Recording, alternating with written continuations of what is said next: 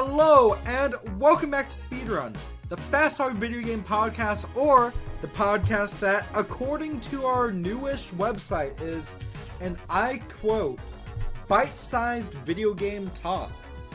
That's good. I like that. Did you write that, or did someone write it for us? I asked around for, I'm like, what's some things I can do that fit in, like, this character limit? Bite-sized, originally it was going to be bite-sized weekly video game talk. That went over the character limit. I like that. Is it BYT? Ooh, I'm gonna make that change right now. And Fuck I'm it, we're Jazzie. doing it live. We're doing it live. How have you been since 5 minutes ago? I have been pretty good. I'm still, getting ready for the move. My office is still a mess, and I'm, now it's my turn to be the one that's always moving. Yep. I was going to say, because we're doing like 6 episodes tonight, and in each of the episodes you can see the sun go down behind me just a little bit more. My image gets a little bit more grainy. It's a beautiful time of year. It's a beautiful time of year, especially here in cloudy Cleveland, Ohio. So today we're talking about servers. Should I start the timer? We should start the timer, yes. So tell me my favorite server admin as I start the timer. Thank Specifically, you. What do you want to talk about?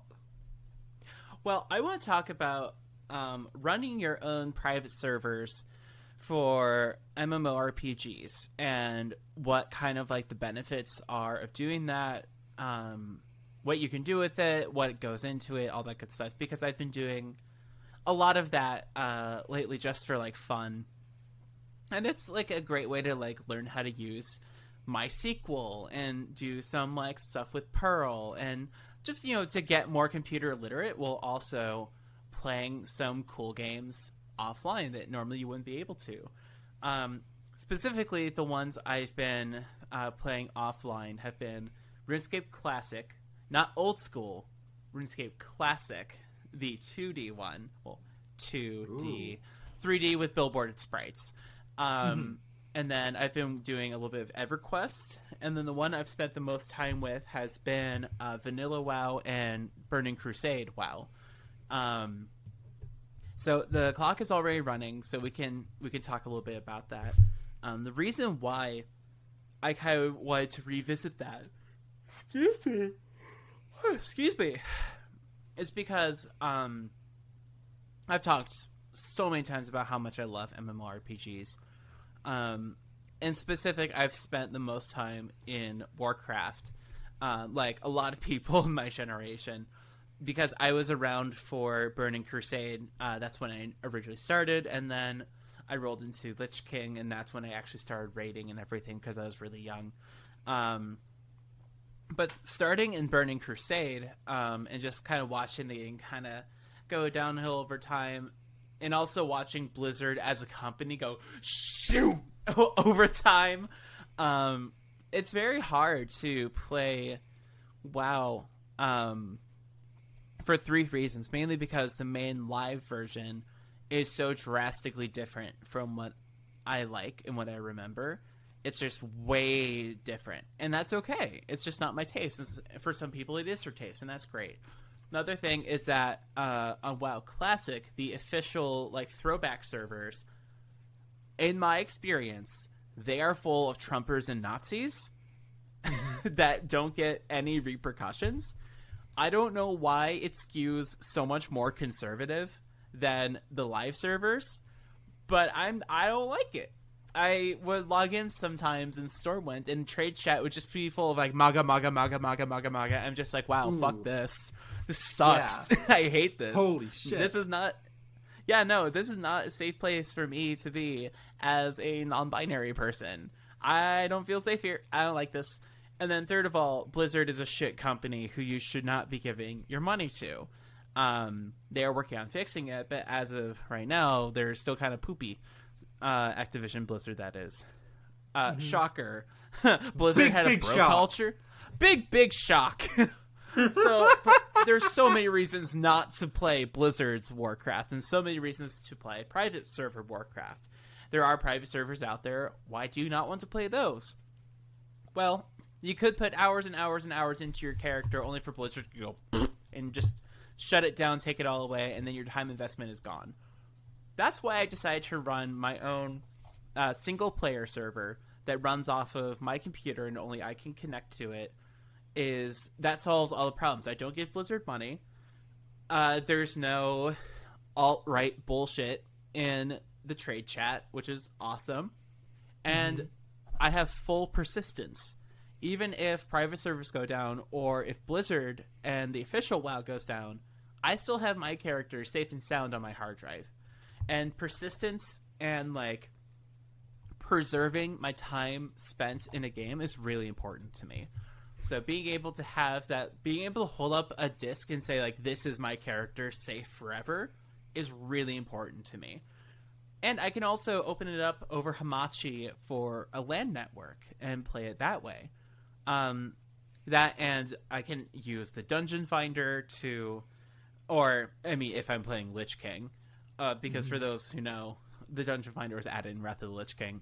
But I can open up Who and, like, add bots to my group and then go on a raid or do a dungeon with AI bots.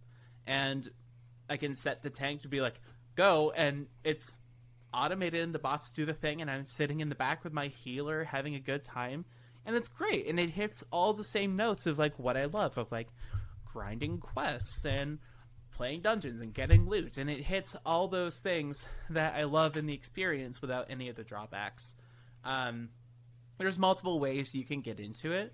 What I will say is that if you want to do so, if you want to do to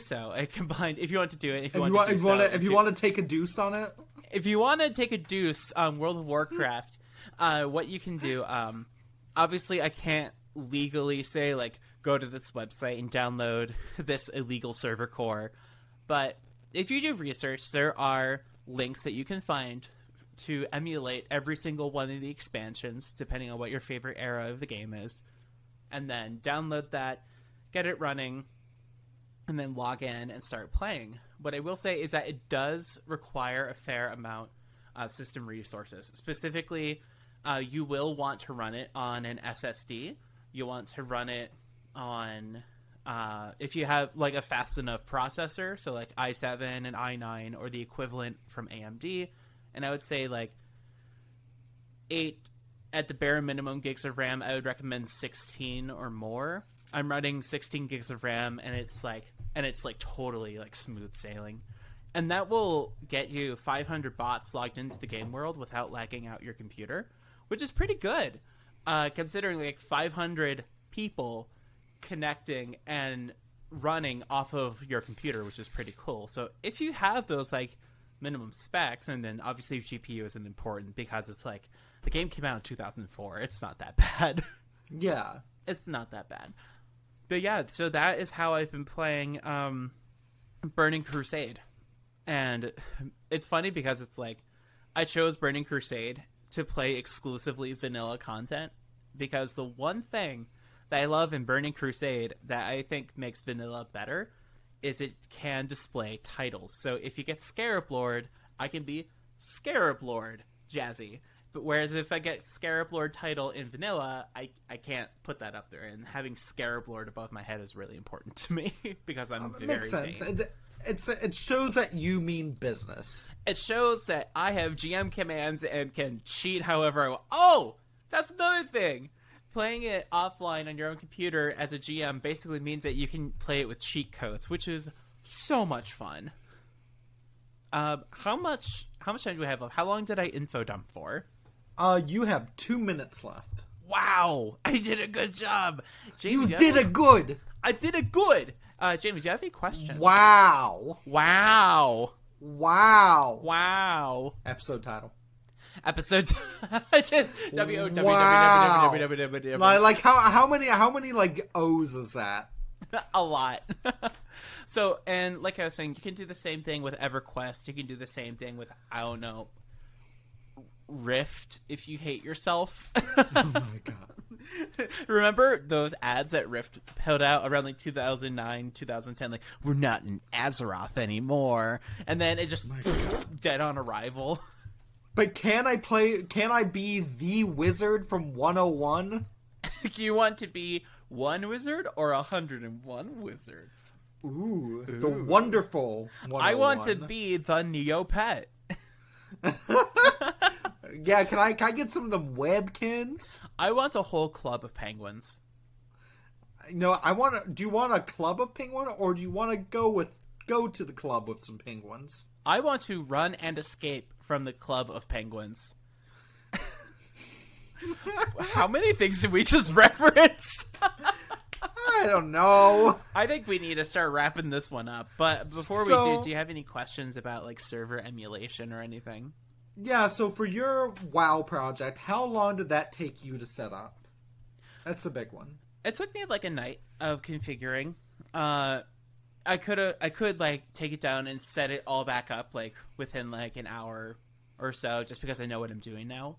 But it took about like a night's worth of like researching and setting up stuff and learning how to use MySQL. It's not difficult. If you are computer savvy, you probably already know what to do. But it also helps that I already had pre-existing knowledge and like a little bit of networking because I did 1 year of computer science in college. So it's not that difficult. And if you don't know what you're doing, this is a great way to learn what to do. Excellent. And with that, that's time. That's time. Jazzie, where can people find us on the internet and give us money? You can find us on Patreon, patreon.com/stuffweplay, and $1 gets you into our Discord server and the video version of the podcast if you want to see my grainy image amidst the setting sun as I'm sitting here on my porch overlooking my backyard. If you want to see Jamie sitting in her office that she is currently packing up and getting ready to go. Also, you can check the show notes if you want to... Ooh, what you got there? Oh, Puppy! Sorry. I'm stroking this dog. This is Chorizo from Far Cry 6. Ubisoft just sent me this little guy. Thanks, Ubisoft. Thanks, Ubisoft Canada. Thanks, Ubisoft. Sorry, go on.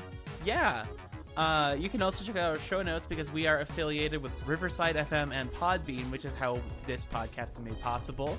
And if you want some editing to set up your own podcast, you can check out ClevelandAudioMixology.com. That is the co-op of engineers and producers that I work for. That's all I got. That's all we got. So on that note, thank you all very much for watching / listening. Stay classy, and we'll see you next time. Bye! I actually did it right. I didn't meme on it this time. Yeah, you did. I need to step up my game. No.